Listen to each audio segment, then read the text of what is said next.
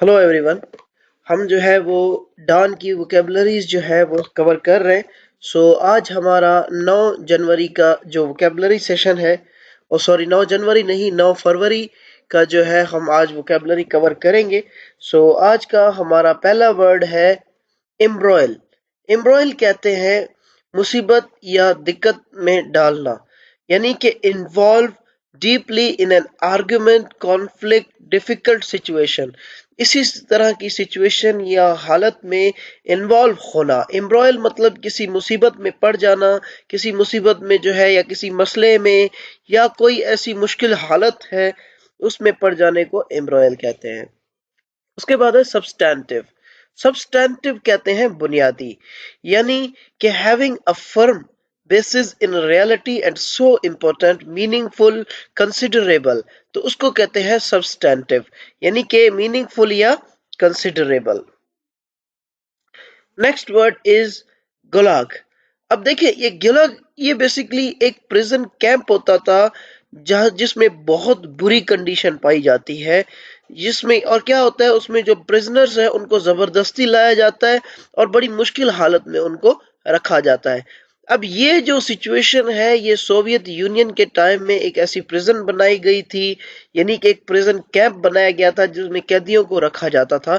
तो वहां से ये वर्ड जो है ये डिराइव्ड होता है, ये वर्ड वहां यूज हुआ है। जैसे क्वारंटाइन वर्ड हमने जो है जिस तरह देखा प्रीवियस लेक्चर्स में कि कहां से आया, उसी तरह ये गुलाग वर्ड भी वहीं से जो है आया है। ये बेसिकली इसका रिलेशन सोवियत यूनियन से है।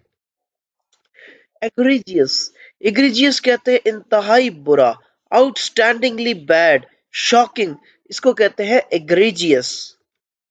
Next word is penitentiary. Penitentiary basically कहते हैं इस्लाही कैद खाना, एक ऐसी जेल जहां पर सीरियस किस्म के जो क्रिमिनल्स होते हैं, जिन्होंने सीरियस किस्म के क्राइम्स किए होते हैं, उनको ऐसी जगहों पे रखते हैं, तो इनको कहते हैं penitentiary. So next word is septuagenarian. Septuagenarian basically ऐसे शख्स को कहते हैं जो तकरीबन 70 साल का हो, यानी कि 70 से 79 साल, 70 to 79 ईयर। अब देखिए इसमें पूरे 7 डिजिट है ना, 71, 72, 79 तक। इस दौरानिया वाले बंदे को कहते हैं सेप्टुअजेनेरियन जेनेरियन। उसके बाद है अनसेवरी। अनसेवरी एक एडजेक्टिव है, इसका मतलब है disagreeable are and unpleasant because morally disruptable, यानी कि कोई चीज मोरली तौर पे इखलाकी तौर पे खराब हो तो उसको कहते हैं unsavoury. Next word is buoyant. BUOYANT, buoyant मतलब खुशगवार। able or tending to keep afloat or rise to top of a liquid or gas, cheerful and optimistic, उसको कहते हैं buoyant। BUOYANT, buoyant।